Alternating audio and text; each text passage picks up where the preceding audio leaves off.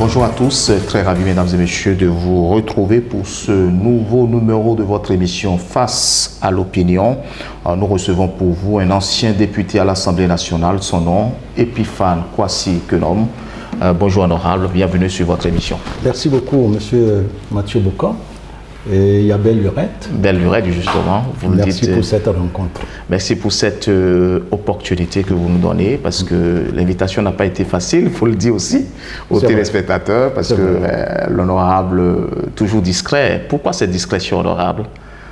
Mais merci. Je pense que à certains moments, il faut observer un peu de recul et pour mieux apprécier l'évolution politique, et les nouvelles tendances, les nouvelles orientations, avoir le temps de comparer et de revenir pour en discuter.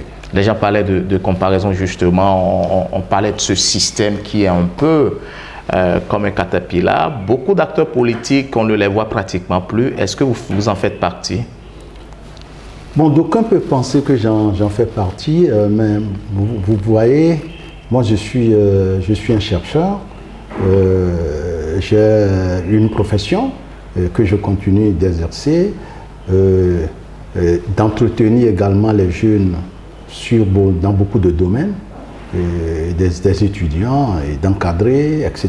Donc, je suis rester un acteur politique, même si je ne suis pas dans l'arène immédiate, je suis un observateur et attentif et puis qui opine de temps en temps.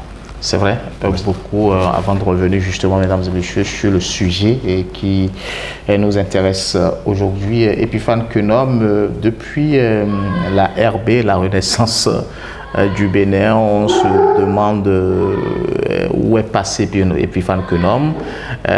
Nous savons dans quel parti vous êtes réfugié aujourd'hui, mais ce serait encore mieux de le confirmer aux téléspectateurs. Où se trouve Epiphane Kenom, justement, dans l'arène politique aujourd'hui? Dans quel parti politique fonctionne Epiphane Kenom?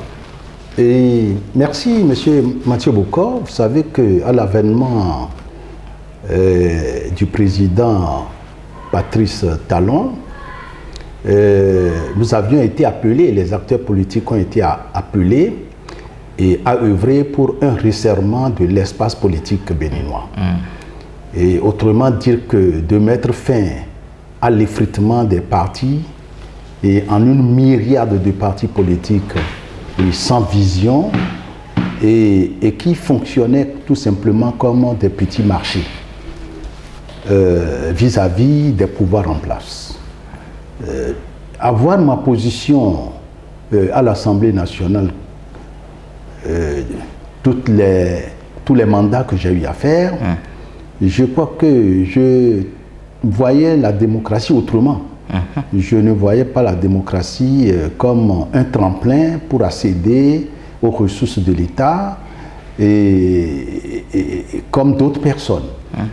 Donc pour moi, qui suis resté dans une grande formation politique, la toute première d'ailleurs, la Renaissance du Bénin, et qui a travaillé aux côtés, n'est-ce pas, de deux grandes personnalités, et qu'on ne le veuille ou pas, il faut le nommer, et le président Nicéphore Dieudonné Soglo, qui fut président de la République sous le renouveau démocratique, après que les populations aient décrié et fait tomber le régime du président Mathieu Kérékou. Ensuite, la grande dame, paix à son âme, eh bien, Madame Rosine Fiera Soglo, affectueusement maman.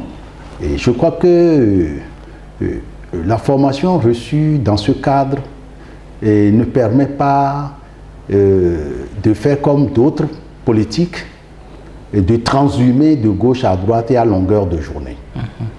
Donc le président Patrice Talon, d'ailleurs un ami, un frère et ami, ayant appelé à ce que nous formions de grandes enceintes politiques, eh bien, j'ai opté pour aller vers l'Union progressiste, devenue l'Union progressiste Le Renouveau. Et si vous connaissez l'habitude de ceux qui sont restés à la Renaissance du Bénin, mieux ceux qui ont fut dirigeants de la Renaissance du Bénin, ce que nous sommes fidèles à nos options. Et là, je suis resté fidèle. Je suis resté dans l'Union progressiste, le renouveau, et quel que soit le temps, les tempêtes, n'est-ce pas, j'y suis resté parce que je sais pour moi que pour être un homme politique, il faut avoir la peau de pachyderme. Il faut savoir recevoir les coups et attendre son temps. Merci. Vous vous retrouvez parfaitement dans ce parti politique-là parce qu'on ne vous voit plus trop devant les sujets d'actualité. Epiphane Quenom, est-ce que cela vous contraint à un silence dans ce parti politique? Vous savez, il faut vous dire que tout être humain ou tout homme politique, il doit assumer ses engagements. Personne ne m'a contraint d'aller à l'Union progressiste, le renouveau. Donc à partir de ce moment, moi-même ayant été président d'une formation politique, eh bien je dois respecter les règles et je dois savoir que souvent dans un parti politique, ce sont vos proches qui sont vos adversaires, vos ennemis. Ce sont vos ennemis. Ceux qui ne sont pas avec vous, on préfère les appeler des adversaires. D'accord. Donc, cela veut dire qu'en arrivant, j'étais déjà bien préparé. Je sais que ça ne doit pas être facile, parce que d'autres vont nécessairement chercher à me cacher, à me faire ombrage par des manœuvres dolosives, et bien cela n'a pas manqué. Depuis des années, vous avez prouvé quand même que vous êtes dans l'arène politique, ça fait très longtemps. Beaucoup vous appellent même un douanier. Et vous avez formé beaucoup de jeunes en politique. Aujourd'hui, si on vous dit de faire un petit bilan, est-ce que vous êtes partagé en satisfaction et regret ou vous êtes très fier d'avoir pris part ce long chemin qui aujourd'hui aboutit vers l'Union progressiste? J'ai pas de regret. J'ai pas de regret. Et je veux peut-être dire, pour les linguistes, je fais une différence entre frustration et regret. D'accord. Alors, donc, c'est dire que ça a été un beau parcours, la Renaissance du Bénin, un très beau parcours où j'ai connu une ascendance fulgurante.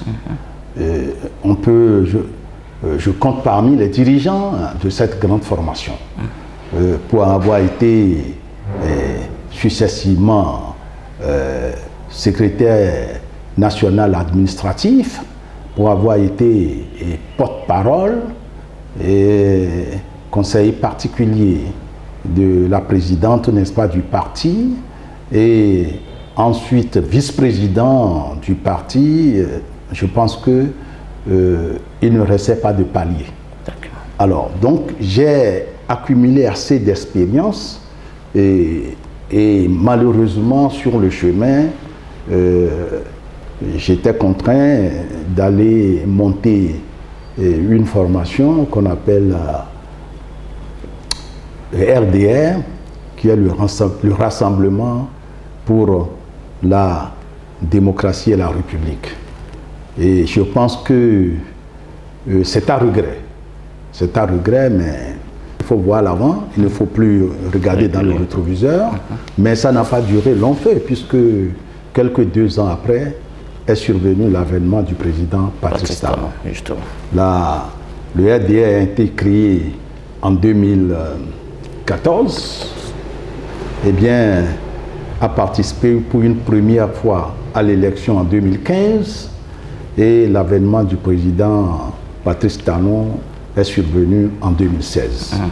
Donc je pense que le tableau est assez bien rempli.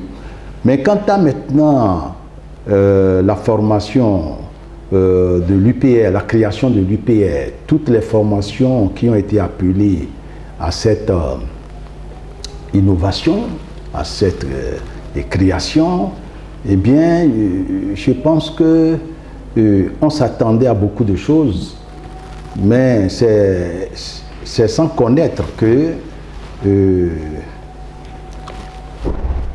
ceux qui ont appelé à cette belle initiative avaient un agenda.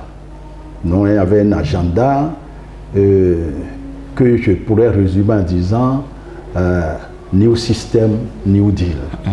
Donc dans ce New System, New Deal, il était programmé de ne pas mettre en vue ou de ne pas rendre trop visible certaines personnalités fortes de ce pays dont je fais partie. C'est comme ça que je peux résumer ça. Et pourquoi? Parce que les gens voulaient changer. Ils voulaient changer le système en changeant les hommes et les idéologies qui les portaient. En tout cas, Epiphane Quenom, ancien député à l'Assemblée nationale, mesdames et messieurs, vous le voyez, nous sommes sur l'émission Face à l'opinion. Il urge quand même de faire un petit bilan de votre parcours, de montrer quand même que vous êtes aussi une personnalité pas les moindres dans cette République. Vous parlez déjà de réforme, justement, et ça m'intéresse. Nous allons maintenant parler de cette réforme-là. Nous allons partir à l'Assemblée nationale parce que c'est par là que tout commence. Nous allons parler de ce code électoral. Epiphane Quenom, quels sont les points, justement, qui ont retenu votre attention dans la modification du code électoral? Merci, cher ami journaliste Mathieu Bocor. Il faut d'abord se demander s'il y avait nécessité justement de réformer les lois qui régissent, n'est-ce pas, le fonctionnement de notre République et notamment la loi électorale. La loi électorale. Je réponds par l'affirmative. Et pourquoi? Oui, il y avait nécessité. Il y avait nécessité parce que, vous voyez, à chaque élection, d'abord l'Assemblée même en donnait raison. À chaque élection, le temps qu'on passait à désigner, n'est-ce pas, les membres, n'est-ce pas, de la Sénat, les bousculades. Et au-delà de ça, la manière dont même les scrutins étaient conduits, et les contestations et les crises qui se suicidaient exigeaient une telle chose. Mieux, l'atmosphère, ce que je peux appeler le climat social ou sociopolitique à l'Assemblée nationale, où des partis arrivaient avec un nombre de députés à qui le peuple a confié des mandats clairs, nets, sur la base des projets ou des programmes de société qu'ils ont soutenus. On constate qu'arrivés à l'Assemblée, ces députés changent d'enceinte. Ils quittent leur enceinte, autrement dit leur parti politique de départ, se retrouvent, n'est-ce pas, dans un autre politique qui n'a pas soutenu les mêmes programmes de société qu'eux. Et moyennant de l'argent pour être terre à terre, Il y a ça, et parfois aussi simplement sur une raison mineure de frustration créée donc par le président dirigeant de leur formation politique. Au-delà, il faut voir que l'Assemblée nationale n'arrivait jamais à avoir un groupe parlementaire consistant, pouvant valablement soutenir la politique gouvernementale. Donc, c'est vous dire que les députés étaient élus dans plusieurs enceintes politiques, et donc chacun venait pour œuvrer pour son parti politique. Et dans ce cas, chaque groupe ou chaque député formant un groupe veut négocier pour ramener quelque chose à son parti politique. Est-ce que c'est ce qui se faisait à l'Assemblée quand vous étiez député? Mais tout à fait. D'accord. Donc vous savez de quoi vous parlez? Oui, tout à fait. D'accord. Vous imaginez qu'il est arrivé une fois où la RB est sortie victorieuse de l'élection législative avec 21 députés, mais à la fin, il n'en restait que 2. Il n'en restait que 2. Autrement, je voudrais rappeler le président Abraham Zezindokwe et Mme Rosine Vieira-Soglo. Évidemment, je fais allusion à une époque où je n'étais même pas encore dans l'Assemblée nationale. Justement. Mais en mon temps, nous sommes à une législature, nous étions 17 ou 15. Mais à la fin, eh bien, il est resté tout simplement des députés qu'on peut compter, n'est-ce pas, du bout des doigts. Alors, donc, il y avait l'hémicycle et ressemblait à un marché. Où les partis qui n'ont pas pu obtenir des mandats suffisants auprès du peuple, eh bien, viennent, n'est-ce pas, en acheter avec des monnaies sonnantes et trébuchantes. Et dépouillaient comme ça ceux-là que les populations ont mandaté d'aller gérer, n'est-ce pas, leurs préoccupations, hein, et les destinées de la nation. Donc, vous voyez, avec ce que je viens d'énumérer là, il y avait nécessité de corriger. Alors, donc, j'ai vu que les dispositions qui sont en pointe, les dispositions de l'article 132, 135, 138 et 142, etc. Donc, ces dispositions, on peut les estimer comme, ou les juger comme des dispositions clés qui viennent pour corriger les tares dont je viens de faire énumération.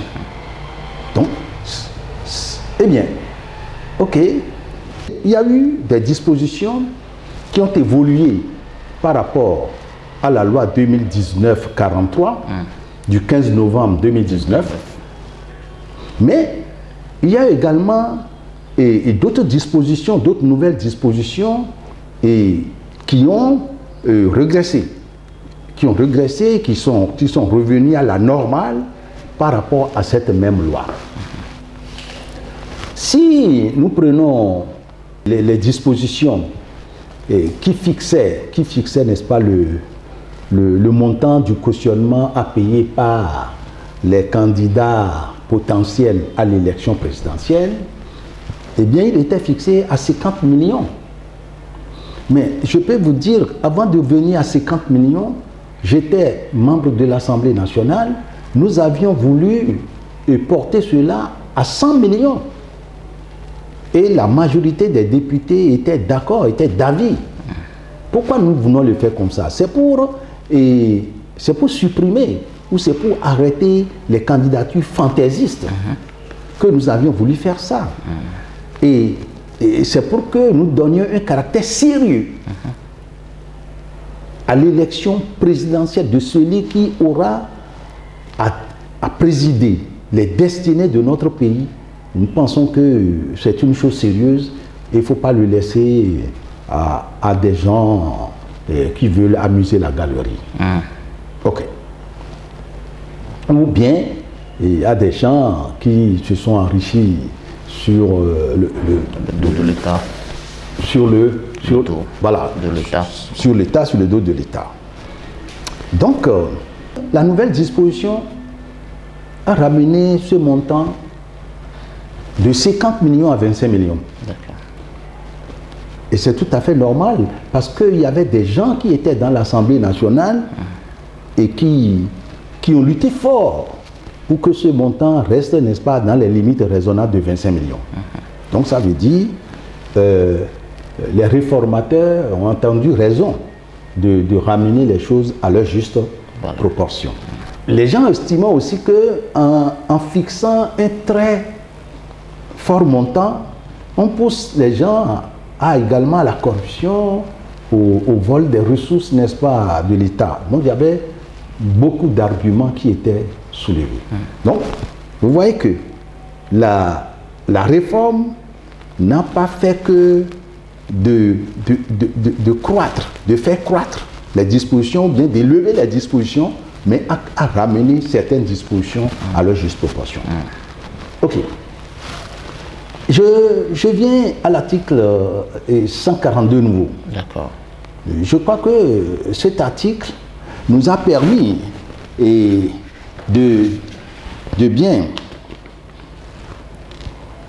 passer de l'élection d'un candidat à l'élection d'un duo de candidats aux fonctions de président de la République et de vice-président de la République. D'accord. On a estimé que les charges du président de la République étaient très lourdes, et incommensurables, et il va falloir trouver un moyen de partager certaines fonctions qui ne sont pas, ou certaines missions qui ne sont pas très liées à la gestion de la souveraineté à un vice-président. Eh bien, je voulais également revenir sur d'autres dispositions. L'article 132 nouveau, et je pense que la polémique a eu pour assise l'article 142. L'article 132. 132, juste. Qui a parlé non seulement de la limitation du mandat, mais qui est allé aussi loin pour parler, n'est-ce pas, du parrainage. Du parrainage. Et qui a fixé des taux. Et c'est au niveau de ces taux qu'il y a eu polémique. Un premier taux qui exige que pour participer à la répartition des sièges, il faut avoir réuni au moins 20% justement des suffrages, n'est-ce pas, exprimés. Oui. Est-ce que vous-même, vous ne pensez pas que c'est quand même trop, Epiphane Quenome, 20% pour un parti politique?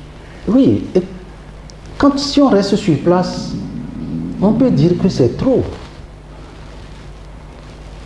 Beaucoup de gens peuvent dire c'est trop parce qu'ils n'étaient que des acteurs politiques de loin. Il peut aussi avoir des acteurs politiques de près, mais qui n'ont pas géré les partis politiques. Être membre d'un parti politique est différent d'être dirigeant. Et à la Renaissance du Bénin, je pense que j'étais un acteur politique, mais j'étais un dirigeant très proche des dirigeants, à qui beaucoup de choses étaient confiées. Donc, beaucoup de choses, ça veut dire quoi? La mobilisation sur le terrain, l'animation de la vie politique du parti, etc. Et je contribuais à sélectionner les candidats et à les aider à réunir leurs dossiers, à faire le dépôt, etc. Tout ça. Donc, à partir de là, ma mentalité, ma perception de la chose est différente de celle de beaucoup de gens. Est-ce que vous pensez que c'est la même réalité aujourd'hui? Est-ce que vous pensez qu'aujourd'hui, avec la chance donnée à Epiphane Quenome, il y a 20, 25 ans, pratiquement 30 ans en arrière, c'est la même réalité aujourd'hui, Epiphane Quenome? Mais non. Mais non. Comme je répondais tout à l'heure, je dis un new system, new deal. D'accord. Les arrivants, ceux qui sont au pouvoir, comme je l'ai dit, ont voulu changer les donnes et ils ont estimé que il faut changer, pour changer la politique, il faut changer les hommes et les idéologies qui les portent. D'accord. Moi, mon idéologie sociale de la politique, je pense que mon passage à l'Assemblée nationale en donnait une description. D'accord. Et qui amusait parfois la galerie, parce que beaucoup de gens ne savent pas et pourquoi. Et il y a eu certaines réactions vives de la part de Leroy Quenome. Et puis, ils n'ont pas aussi essayé de ramener, d'arrimer mes réactions avec, n'est-ce pas, des autres députés, avec le comportement des autres députés dans l'Assemblée nationale.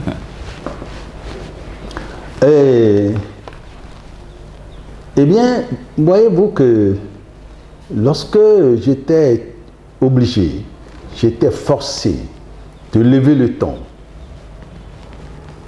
à un moment donné, et de créer le bruit, c'était pour empêcher le président de l'Assemblée nationale, comme nous le recommandaient les dispositions du règlement, pour qu'il n'aille pas plus loin, parce que nous n'étions pas d'accord.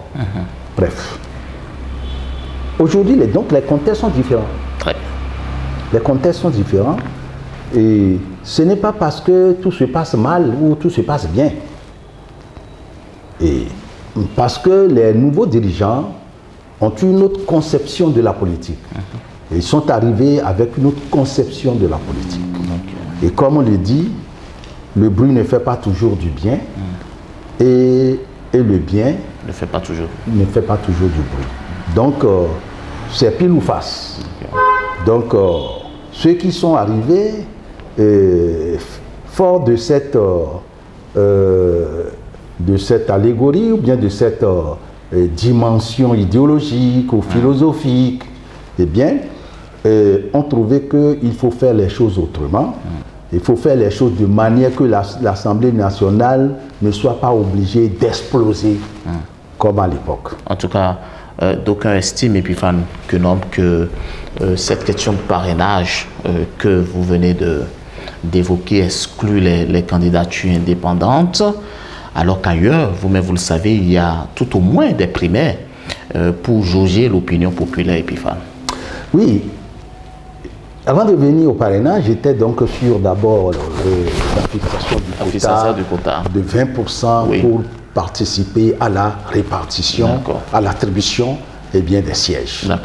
Et je disais que si vous êtes un acteur politique qui observe de loin, votre position serait différente de celle qui fut un acteur politique et au centre de la gestion, n'est-ce pas, administrative du parti, d'un parti. 20%, je disais que c'est une barre, c'est un niveau que nous avons défini. Mais pourquoi nous élevons compte? Essayons d'abord. Essayons d'abord. Et quand nous allons essayer, si ça ne marche pas, nous allons aviser, tout le monde avisera, et nous allons revenir à l'Assemblée nationale pour corriger. Mais pourquoi 20%? 20% parce que il existe encore des relents à retourner à l'ancien système pour créer beaucoup de partis.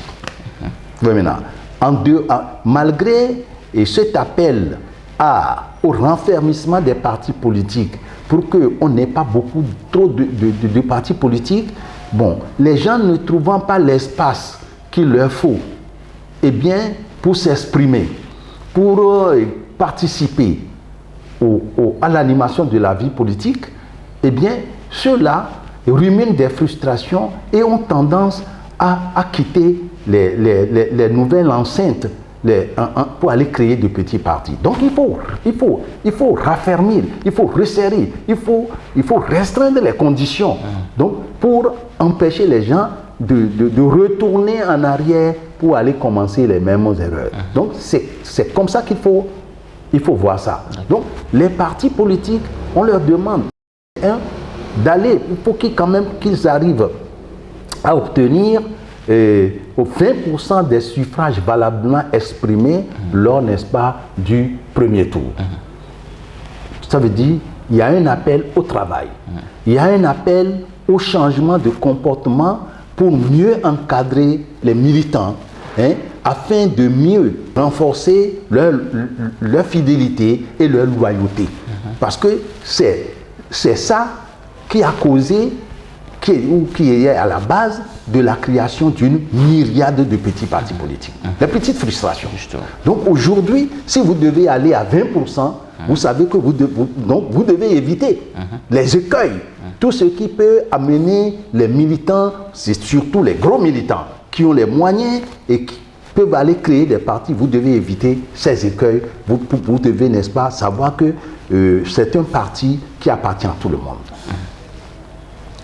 Autre chose, c'est les 20% pour que, n'est-ce pas, les partis politiques aussi se prennent au sérieux pour savoir que, et s'ils ne changent pas de comportement, et que les partis ne sont plus des partis individualisés, des entreprises personnelles, que c'est des partis, n'est-ce pas, du peuple.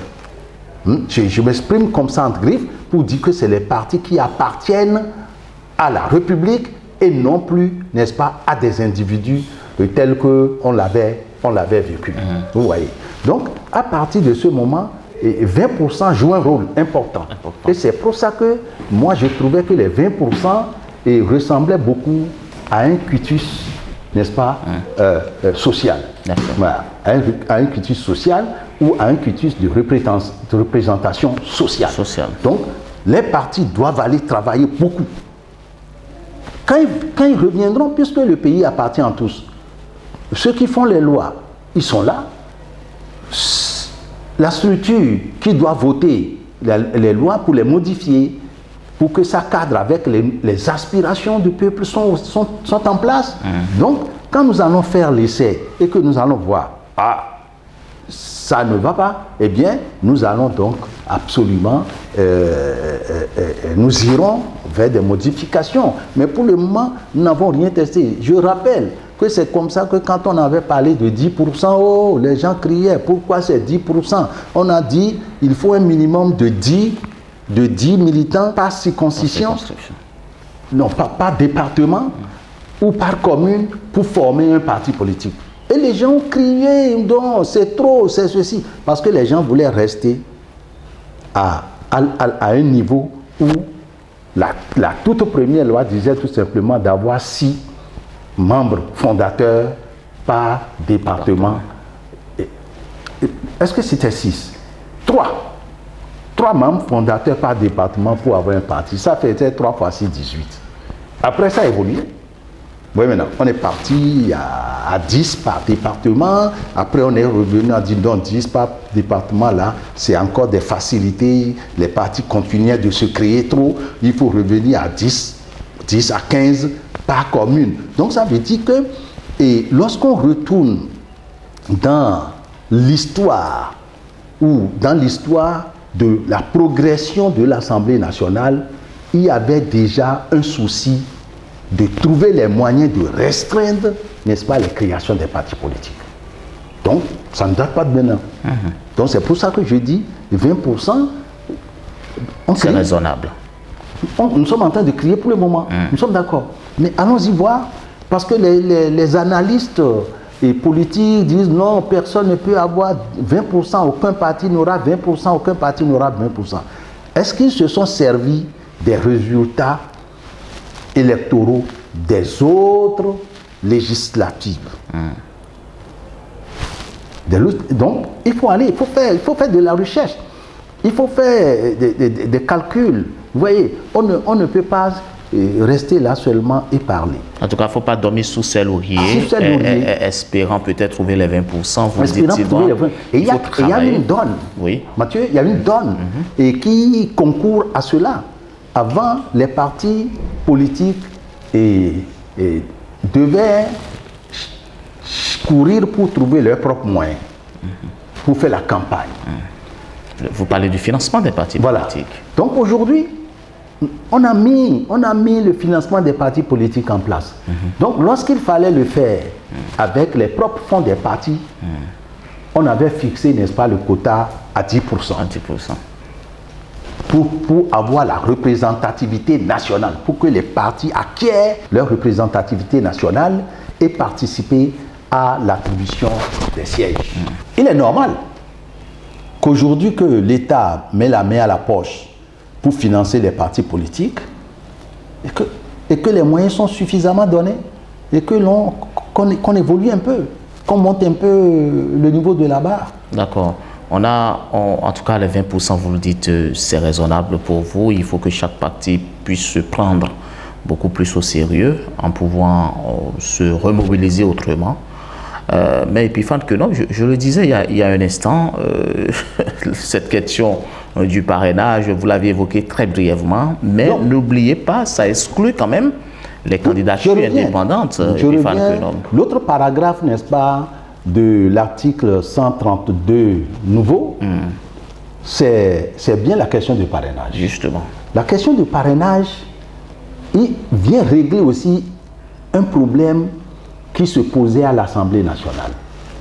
C'était la transhumance des députés, la transhumance à outrance des députés. Ça, c'est un.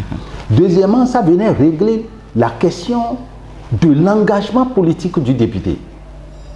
Vous ne pouvez pas être élu sur une liste, la liste d'un parti politique, et une fois arrivé à l'Assemblée, ne pas être d'accord à agir dans les lignes tracées par ce parti politique. Et donc, ça crée un problème de loyauté, de fidélité, de loyauté au parti. Et puis, ça peut se traduire par une escroquerie intellectuelle. Que vous savez bien que vous ne voulez pas rester une fois que vous arrivez à l'Assemblée nationale. Et je modifie même le mot pour parler beaucoup plus d'escroquerie sociale. Vous savez donc que vous voulez monter juste dans le train de ce parti, parce qu'une fois arrivé à l'Assemblée, vous avez autre chose derrière la tête, c'est pour aller monnayer votre mandat. Donc, il est dit que ça, nous allons vers l'élection présidentielle. Il faut une question de parrainage. Comme je vous l'ai dit tantôt, on a fixé le montant 50 millions. Ça veut dire qu'il suffit que les gens, vaillent que vaillent, quels que soient les moyens utilisés, tous 50 millions sont candidats. Non. Et nous avons eu des candidats totalement ridicules. Des candidatures ridicules. Donc, et je disais qu'on voulait, il fallait nécessairement conférer à l'élection présidentielle un caractère sérieux. Donc, c'est ça qu'on cherchait. Maintenant, nous avions vu que non, il ne suffisait, les réformes ont permis de savoir qu'il ne suffisait pas de lever le montant du cautionnement pour donner un caractère sérieux. Il y a d'autres moyens. Il faut que les candidats puissent, n'est-ce pas, jouir de parrainage des députés ou de ce que je peux appeler du parrainage des grands élus de la République. Et ces grands élus, ce sont les députés, ce sont les maires. C'est normal. Eh bien, à ce niveau, on a dit, mais il faut que vous ayez au moins 15% de l'ensemble des grands élus. Que ceux-là vous parrainent. Qu'ils jugent vos candidatures sérieuses pour que vous puissiez participer à l'élection. Et nous avons vu que les gens commençaient par dire, ah non, ça là, c'est limitatif, c'est exclusif, etc. Puisque ce sont désormais les partis politiques qui devront présenter les candidats à l'élection présidentielle. Non, nous voulons corriger quelque chose du passé. Tout le monde peut être candidat à l'élection présidentielle. Mais la loi dit que l'animation de la vie politique incombe aux partis politiques. Il n'a pas dit que cela incombe aux individus, aux citoyens. Incombe aux partis politiques. Donc, la gestion des destinées du pays, des destinées de la nation, eh bien, revient aux partis politiques qui doivent savoir choisir conséquemment les candidats à cette fonction. Donc, du coup, on demande qu'il y ait au moins 15% de l'ensemble des grands élus, ce que j'appelle, c'est moi qui les appelle les grands élus, les députés, les maires. C'est tout à fait raisonnable. D'accord. Mais puisque nous avons aujourd'hui, en réalité, 3 grandes formations politiques. Autrement, ceux qui aujourd'hui justifient d'une présence à l'Assemblée nationale ou d'une présence, n'est-ce pas, dans la gestion des communes administratives du pays.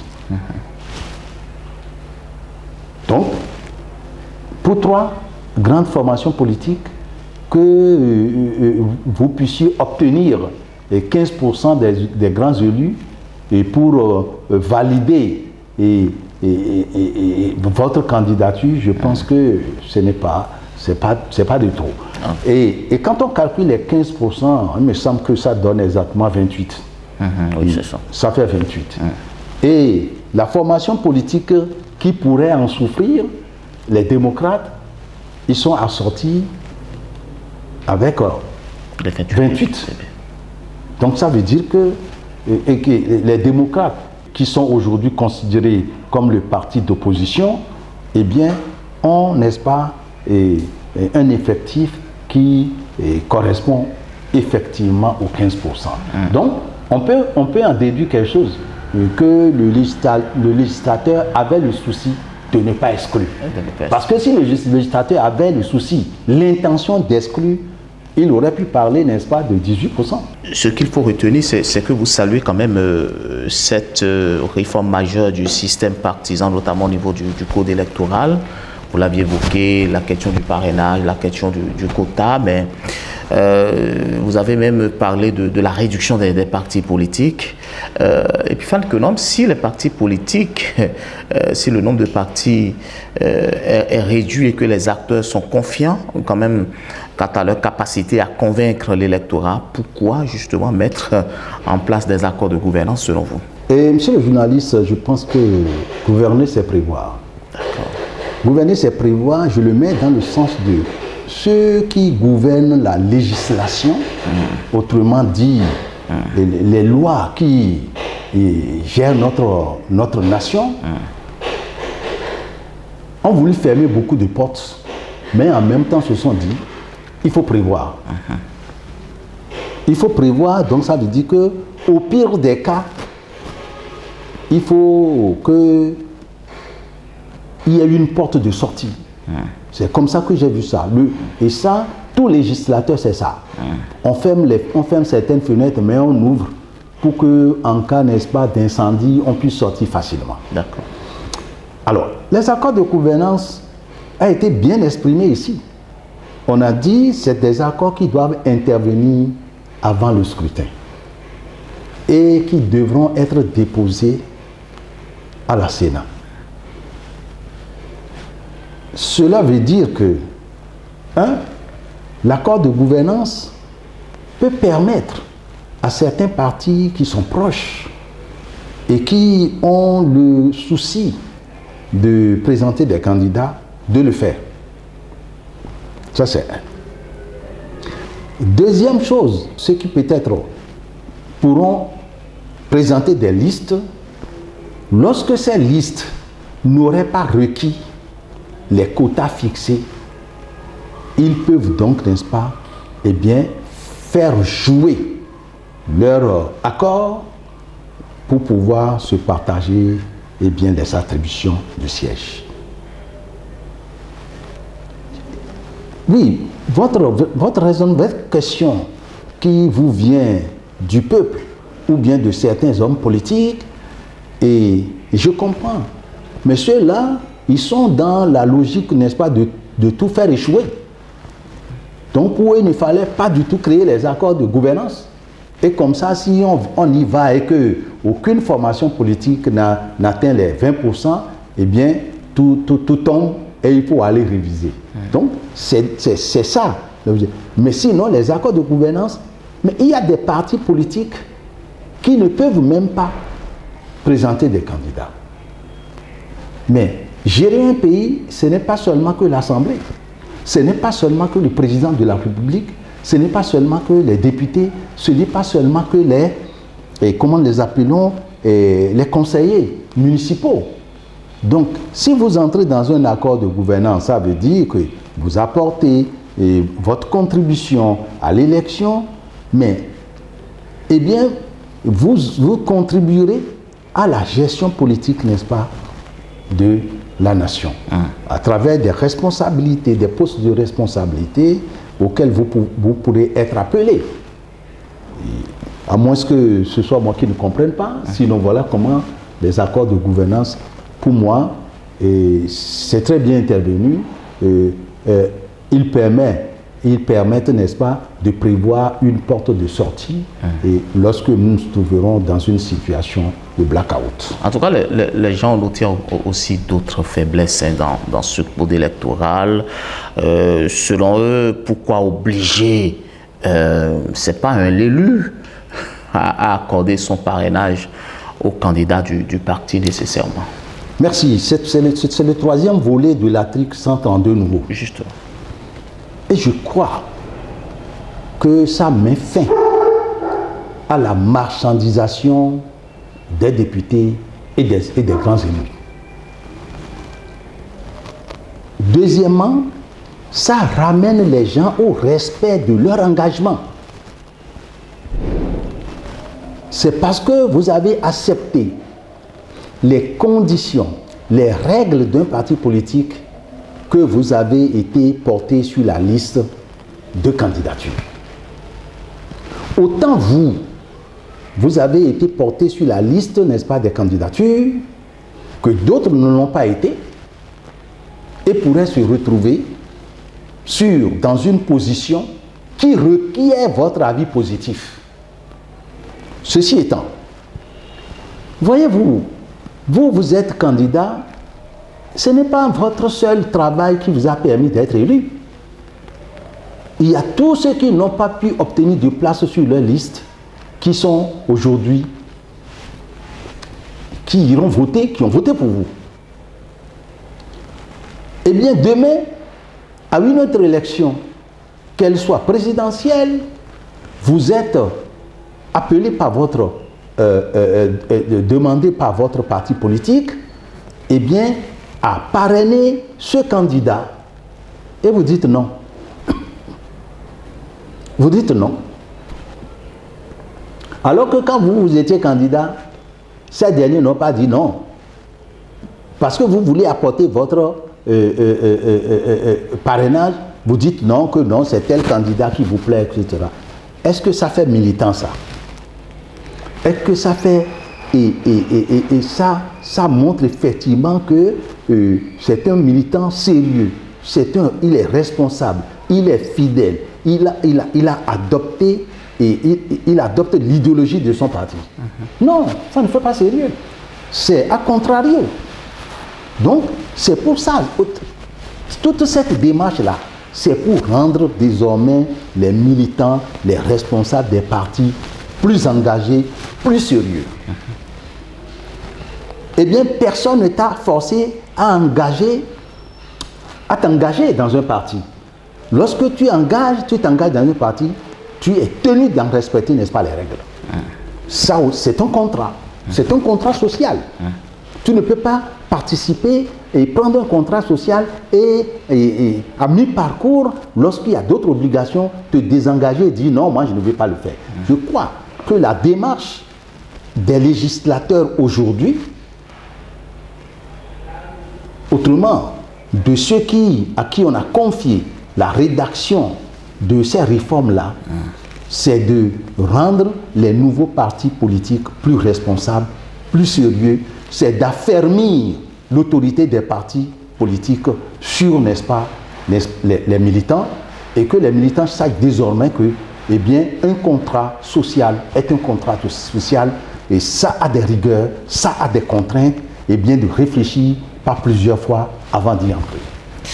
Donc, si on a pratiquement, mesdames et messieurs, abordé les contours quand même de ce code électoral qui fait polémique depuis des mois. En tout cas, les élections accumulées et générales, c'est pour très bientôt. Et pourquoi ce code électoral? Vous avez suivi à peu près l'honorable Epiphane Quenom. Honorable, il faut rappeler qu'au-delà d'être député, vous avez aussi profité quand même du poste de préfet dans ce pays.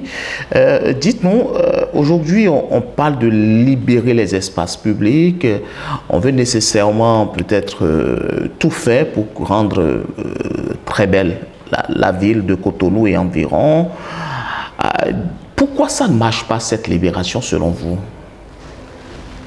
Oui, Merci, ce journaliste. Il y a les contraintes bien sociétales. Il y a les habitudes, chasser le naturel. Il revient au galop. Nous n'avons pas été autour, ou bien notre classe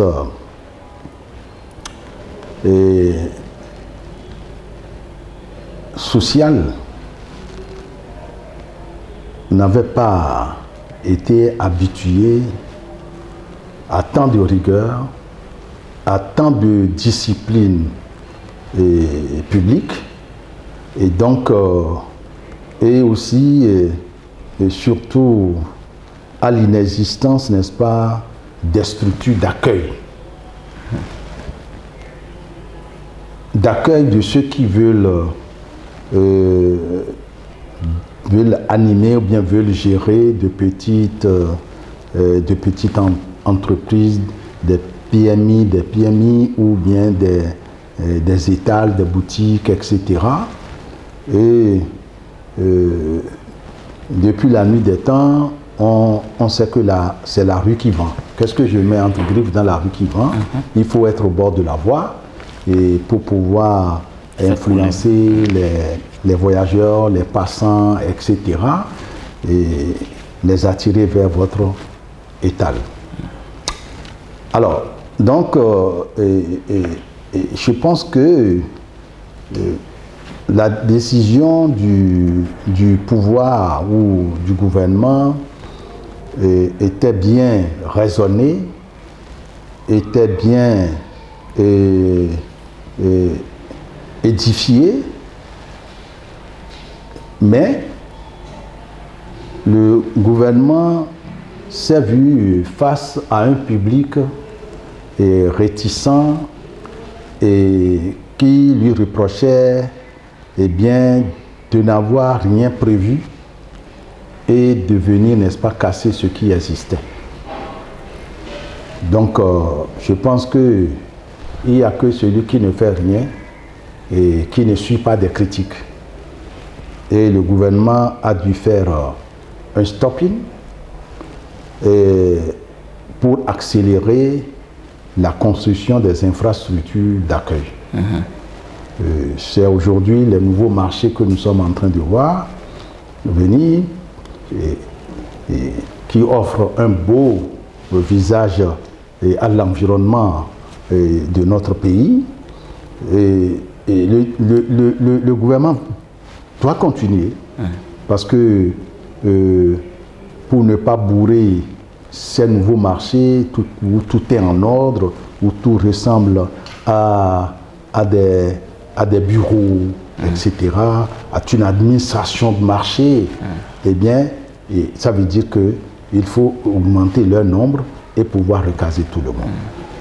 Et aussi, donc, cette réaction des populations ces réactions ont contribué à réformer tout ce qui est en train d'être fait. Il faut rendre joli notre environnement. Vous voyez, et quand vous passez, nous sommes dans une grande ville, vous voyez qu'il y a des bonnes femmes et dans des tenues totalement débraillées avec leurs petits-enfants en train de préparer du manioc et les épluchures de manioc sont versées dans la rue ou en train de préparer du maïs frais et les épluchures de maïs sont dans la rue, etc. Donc ça veut dire que les ordures sont déversées dans la rue, dans les égouts, etc. Et ça ne fait pas beau ça. Ou des fourneaux qui sont étalés, qui sont mis en place dans la rue avec de grandes flammes et des fumées, et tout ça ne fait pas beau. Et donc je crois que en raison ceux qui ont pu voyager pour aller voir d'autres pays, comment les choses se passent. Il faut avoir de l'ambition. Donc c'est une ambition que le gouvernement a d'assainir notre environnement, d'assainir et de rendre attrayant notre environnement. Alors, donc, la pause observée actuellement, c'est parce que tout n'est pas prêt. Et c'est tout comme quand, sous le président Yahi Boni, cette affaire de port de casque est arrivée, on a eu un tollé général de la population, avec des médisances contre, n'est-ce pas, la première dame de l'époque. Eh bien, vous avez vu, il y a eu une pause. Et cette pause a duré longtemps, parce que je pense que c'est bien au début du second mandat que cette affaire de casque est arrivée. On a dû faire une pause totale. Et les 5 ans sont passés, donc les gens sont préparés, et à l'avènement du président Talon, on est revenu là-dessus. Donc ça veut dire que les gens ont été suffisamment préparés. C'est ce qui se passe maintenant. Et il y a eu des infrastructures d'accueil très attrayantes. Tout le monde veut avoir une place dans ces structures pour abandonner ces kiosques, ces étalages traditionnels. Donc, je crois que c'est ça qui justifie cette pause. Et aussi, vous savez, on ne s'y attendait pas. La crise économique qui a mué à une crise financière mondiale, eh bien, en est aussi une raison. En est aussi une raison. Les ambitions du gouvernement, et si le gouvernement n'avait pas prévu les financements de ces infrastructures, eh bien, je pense qu'il n'en réaliserait même pas un. Mais heureusement que le gouvernement avait prévu ces choses-là, et c'est pour ça que ça continue de se faire. Alors, vous voyez, il y a d'autres projets du gouvernement que le gouvernement a été obligé d'abandonner, comme, n'est-ce pas, la construction de l'aéroport de Glodjibé et la rénovation de l'aéroport de Tourou à Parakou, et bien d'autres, et bien d'autres. Je pense que ce sont les conditions économiques survenues et auxquelles on n'était pas préparé et qui ont allé là.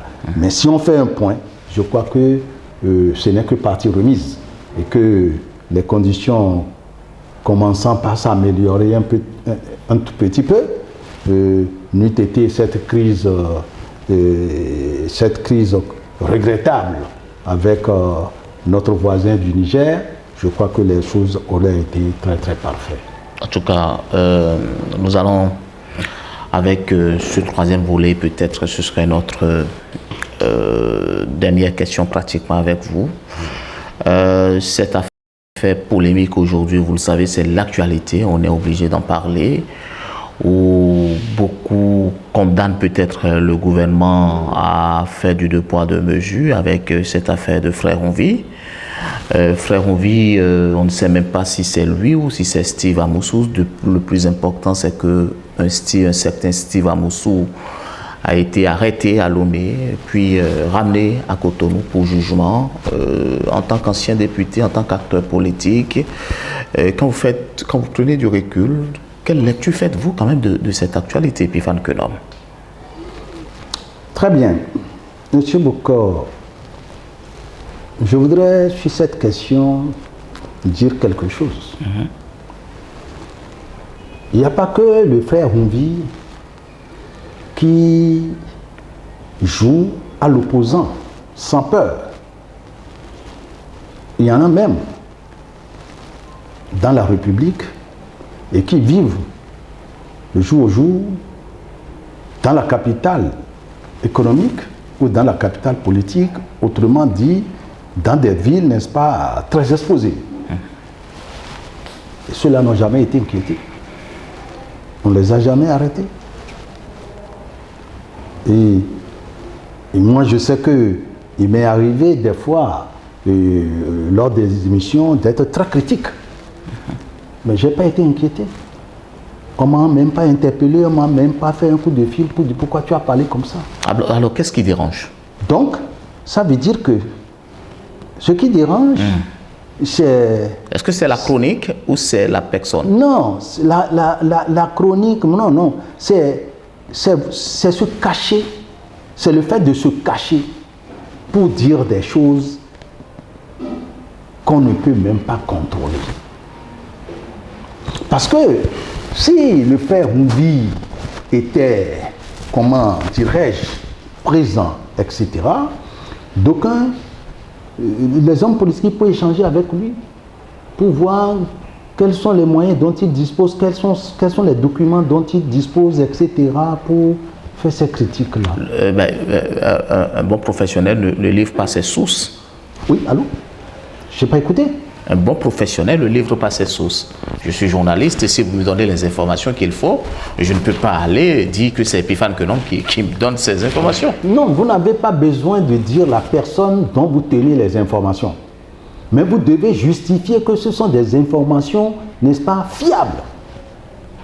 Fiables. Et c'est pourquoi même, n'est-ce pas, le Code du numérique a prévu des sanctions pour ceux qui seront, n'est-ce pas, vecteurs d'informations sans fondement, sans justification. Vous voyez? Donc ça veut dire que cette disposition du Code numérique existait avant l'affaire Humvi. Ça veut dire qu'on a prévu qu'avec le développement, n'est-ce pas, des technologies, de l'électronique, eh bien, les gens pouvaient s'en servir pour faire de la diffamation, de la calomnie, de la destruction morale et sociale, n'est-ce pas, des individus. Vous voyez? Donc, on a prévu ça.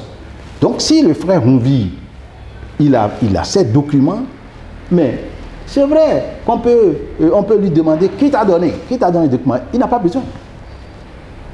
Il n'a pas besoin. Il est journaliste. Donc, il appartient au quatrième pouvoir, à qui on a donné mandat, le peuple a donné mandat à travers des dispositions légales, eh bien, de faire des recherches, des fouilles pour, n'est-ce pas, permettre au peuple, eh bien, d'avoir accès aux vérités. C'est tout. Donc, et maintenant je viens. Est-ce que c'est le frère Humvi, est-ce que Steve Amoussou? Non, ne faisons pas de l'amalgame. Et ne faisons pas de l'amalgame. Ceux qui ont ordonné l'arrestation, n'est-ce pas, du frère Humvi ne sortiront pas des millions pour qu'on aille leur apporter, comment je l'appellerais, un touffillon, et un kidam pour dire que c'est frère Humvi. Le frère Humvi faisait des dénonciations très graves. Il disait des choses qui inquiétaient même. Ces chroniques prédisaient même la fin. On peut même aller dire la fin du Bénin. Il disait des choses comme si bien de demain, dans un futur proche, le Bénin pourrait être pris d'assaut par des djihadistes, par des choses, etc. Tout ça. Mais diriger, c'est prévoir. Lorsque un chef d'État qui a l'obligation d'apaiser, de faire régner la paix, la quiétude sociale, la paix, d'assurer la confiance, n'est-ce pas, de ses citoyens, eh bien, est confronté à cette difficulté. Pensez-vous qu'il doit croiser les bras? Les dénonciations, déjà, pouvaient rester dans une limite, n'est-ce pas, de la critique, n'est-ce pas, d'opposition. Mais ça dépassait. Donc, c'était bien entendre, c'était bien entendre. Vous l'écoutez aussi? Oui, j'écoute aussi. D'accord. Donc, les gens envoyaient ça, etc. Donc, même si tu ne veux pas, on t'envoie et tu écoutes. Alors, et nous qui sommes politiques, etc., bon, entre deux discussions, on échangeait là-dessus pour savoir la véracité de tout ça. On échangeait là-dessus. Et je ne suis certainement pas dans le cercle fermé de la présidence de la République ou des ministères et pour pouvoir dire de manière exacte que ce que dit Humvi est vérifié. Mais je crois que Humvi, au-delà d'amuser la galerie, au-delà de donner du plaisir aux oreilles des Béninois, il en faisait trop. Mais ce qui dérange, c'est le fait d'être arrêté à Lomé, conduit à Cotonou. On pourrait quand même confier, évidemment, Steve Amoussou aux autorités togolaises. Oui, mais je pense que c'est lorsque Humvi s'est laissé prendre dans la nasse, n'est-ce pas, des gouvernants, et c'est en ce moment qu'on a pu découvrir sur ses identités qu'il s'appelait Steve Amoussou. Et un Steve Amoussou, on sait aussi nous avions été renseignés qu'il faisait partie de la structure de communication d'un potentiel candidat. D'un potentiel candidat à l'élection présidentielle. Justement. Alors donc, il ne faut pas de doute, c'est bien le frère Humbi. Maintenant que ceux qui se croient plus intelligents sortent des émissions pour dire Humbi est pris, mais Humbi continue d'émettre tout ça là, c'est de la politique. Surtout pour quelqu'un comme moi qui a fait longtemps l'opposition. Longtemps l'opposition. Vous voyez, donc nous savons comment ça se joue. Ah bon, hein? Ah ouais, nous savons comment ça se joue. Ah. Donc, et c'est comme à l'époque, n'est-ce pas, de l'UGED à l'Université nationale du Bénin. On avait le bureau de l'UGED qu'on appelait le bureau public, que tout le monde connaît, mais on avait un autre bureau qu'on appelait le bureau fantôme. Donc ça veut dire que lorsqu'on arrivait à arrêter les membres du bureau public, du bureau visible là, mais aussitôt il y a un bureau qui continue de mener les actions. Et moi j'étais membre du bureau fantôme. Alors que les Alassane, les Agbitou et les Wanwa Thérèse étaient membres du bureau, n'est-ce pas, visible et public. Mais ça n'a pas arrêté que il fut une fois où j'ai été arrêté par le capitaine Adjou à l'université où on m'a conduit au camp. Et je pense qu'il faut aussi accepter, subir les conséquences de ces actes. D'accord. En tout cas, faire face à ses responsabilités. Voilà. Et si cela est important. Et puis, Kwasi Kenobe, nous sommes à la fin de cette émission face à l'opinion. Mot de la fin. Oui, je voudrais dire tout simplement que pour cette affaire du frère Humbi, il faut que le peuple se calme. Il faut que nous fassions confiance à la justice. Et est vrai, n'entrons pas dans les polémiques des États, qu'ils soient arrêtés à Lomé ou à Bangui, n'importe où. Vous savez qu'il existe, n'est-ce pas, des règles internationales et pour ça. Alors donc, ce qui est à l'État, pour nous, c'est que le frère Humbi réponde si il peut justifier la véracité des faits, etc. Je pense que au-delà de quelques calomnies, toute communication a une partie calomnieuse, etc. Je pense que la justice fera son œuvre et cette affaire sera réglée au grand profit et intérêt, n'est-ce pas, de la nation béninoise. Merci à vous, Epiphane Kwasi Kenobe. Mesdames et messieurs, merci à vous de nous avoir suivis. Nous étions avec Epiphane Kenobe, ancien député à l'Assemblée nationale, ancien préfet justement dans cette République. Nous avons abordé plusieurs questions d'actualité avec lui. C'est vrai qu'il ne sort pas trop régulièrement. Nous avons quand même eu cette opportunité d'avoir échangé avec nous. Merci à vous de nous avoir suivis. On se retrouve pour un prochain numéro. À très vite et très bonne suite des programmes.